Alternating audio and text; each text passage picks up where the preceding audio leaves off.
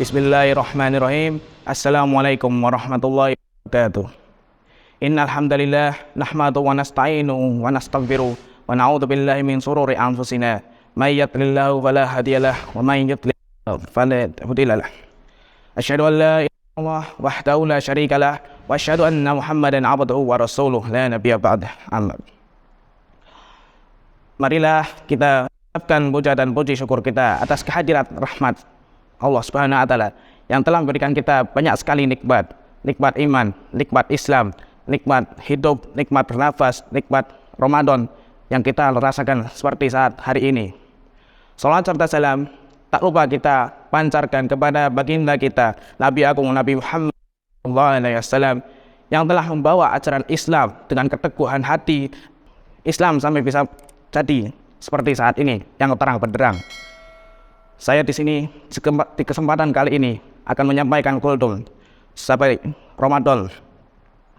Ramadan adalah bulan yang sangat ditunggu-tunggu oleh Islam di berbagai belahan dunia, termasuk kita. Karena bulan Ramadan mempunyai banyak sekali keutamaan dan banyaknya keutamaan itu makanya Ramadan memiliki banyak sekali julukan dan nama-nama yang disematkan seperti Syahrul Syam, Syahrul Sabr, Syahrul Quran, Syahrul Jihad, dan ada satu yakni Syahrul Tobat yang akan saya jelaskan. Syahrul Tobat atau bulan tobat. Kenapa Ramadan disebutkan sebagai bulan tobat? Karena bulan Ramadan adalah momentum yang sangat tepat bagi kita untuk bertobat. Dan bertobat itu sebaik-baiknya tobat adalah tobat yang segera.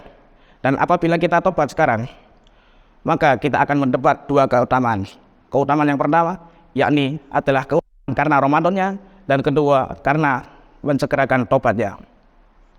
Allah menyeru kepada kita untuk segera bertobat dalam surat At-Tahrim yang bunyi A'udzubillahi minasyaitonirrajim. Ya ayyuhalladzina amanu idza tubu ilallahi taubatan nasuha. Wahai orang-orang yang beriman, bertobatlah kamu kepada Allah dengan taubat nasuha.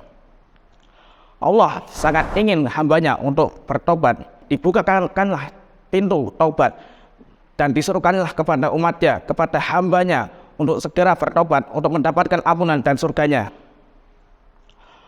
Allah bahkan sangat gembira saat mendapatkan hambanya bertaubat.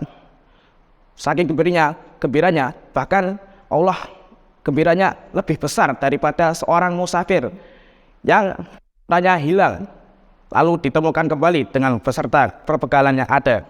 Apapun dosa kita, bertobatlah. Bertobat dan bertobat. Ada dua titik ekstrim bagi orang yang berdosa. Itu yang pertama, yaitu yang merasa dosanya terlalu besar dan terlalu berat sehingga dia merasa tobatnya tidak akan diterima.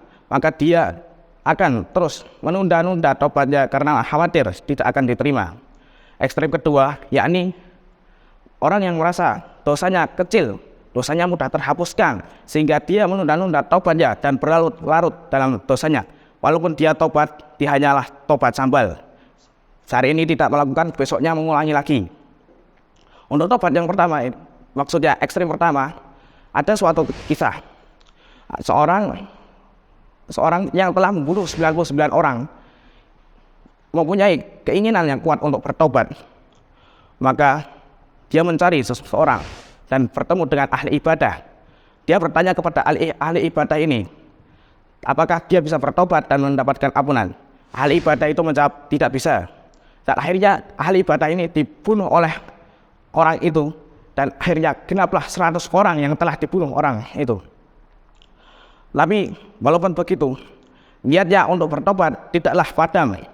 Dia malah mencari orang untuk ditanyakan, hingga bertemu dengan seorang alim. Dia mengajukan pertanyaan yang serupa dengan sebelumnya, yaitu apakah dia bisa bertobat dan mendapatkan ampunan. Dan orang alim itu menjawab bisa. Dan orang alim itu menganjurkan kepada orang yang telah membunuh 100 orang itu agar berhijrah ke suatu desa yang berisinya orang soleh semua. Orang itu berhijrah ke desa, tapi dalam perjalanan dia meninggal. Lalu turunlah dua malaikat, malaikat rahmat dan malaikat azab. Mereka berdebat kepada siapalah orang ini harus diperuruskan.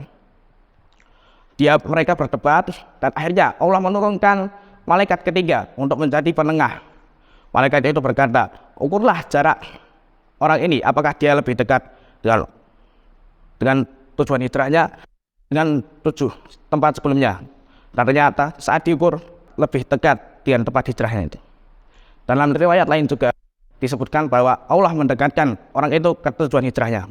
Juga ada suatu kisah juga dari seorang wanita anak. Wanita itu mengaku telah berzina dan sedang hamil. Dia meminta untuk dirajam. Lalu Rasulullah menyampaikan dia menunggu sampai bayinya lahir. Setelah bayinya lahir, wanita itu kembali lagi dan meminta untuk rajam. Akhirnya pun dia dirajam. Setelah Nabi mensolatkannya. Lalu Umar bertanya, "Ya Rasulullah, mengapa engkau mensolatinya padahal dia telah berbuat zina?" Maka Rasulullah bersabda, "Laqad tabat kusimat baina sab'ina min ahlil ibadati laum si'athum wal jadat taubatan afdal min anjadat fi nafsiha lillahi ta'ala." Sungguh dia telah bertaubat. Seandainya taubatnya dibagikan kepada 70 penduduk Madinah, maka taubat itu pastilah akan mencukupi kuminya. Apakah kamu menjumpai seseorang yang lebih utama daripada seseorang yang mengorbankan dirinya untuk Allah Ta'ala? Hadis riwayat Muslim. Karena apapun dosa kita segeralah bertobat. Kita perbanyak membaca istighfar. Marilah kita saat momentum saat ini, saat Ramadan kali ini, kita perbanyak bertobat. Kita tobat sebelum terlambat. Ini Allah menganugerahkan momentum yang biasa yang sangatlah spesial bagi kita, yaitu Ramadan, yang tidak akan bisa kita jumpai lagi kalau kita tidak diizinkan oleh Allah. Marilah kita sambut seruan Allah untuk bertaubat, karena sesungguhnya Allah menerima taubat seorang hamba sebelum dia sekarat. Innallaha yaqbalu taubatal abdi lam yaghfir. Sesungguhnya Allah menerima taubat seorang hamba selagi ia belum sekarat. Hadis riwayat Tirmizi, Ahmad, Tabrani, Ibnu Hibban, Hasan. Imam An-Nawawi menjelaskan di Riyadhus Shalihin bahwa syarat untuk bertobat ada 3 langkah. Langkah pertama yakni berhenti dari melakukan dosa itu. Lalu kedua adalah menyesali melakukan dosa itu tersebut. Dan yang ketiga adalah bertekad untuk tidak mengulangi dosa tersebut lagi. Itu jika dosa kita berhubungan dengan hak Allah. Namun jika dosa itu berhubungan dengan hak manusia, ada langkah selanjutnya, yaitu mendapatkan penghalalan darinya. Seperti orang yang meminum khamar sendiri misalnya, cukup bertobat dengan berhenti melakukan minum khamar, menyesali meminum khamar, dan tidak mengulangi akan meminum khamar. Beda cerita kalau orang yang mencuri harta orang lain. Selain 3 langkah tersebut, orang itu harus meminta penghalalan dari harta yang pernah dicurinya, seperti membayar harta orang itu atau meminta maaf dan mendapatkan keikhlasan darinya. Dan seperti itulah dari saya. Marilah kita sambut Ramadan ini dengan taubat. Syarat taubat ini dengan taubat nasuha, dan karena Allah menganugerahkan ampunan surga kepada orang yang bertobat. Allah menjadikan Ramadan tahun ini lebih baik dari Ramadan tahun yang kemarin, insya Allah Rabbal Alamin. Demikianlah dari saya. Jika ada yang kurang berkenan di hati, ada kata-kata yang salah, jika ada yang salah, jika ada yang kurang, mohon dimaafkan. Billahi taufik wal hidayah. Wassalamualaikum warahmatullahi wabarakatuh.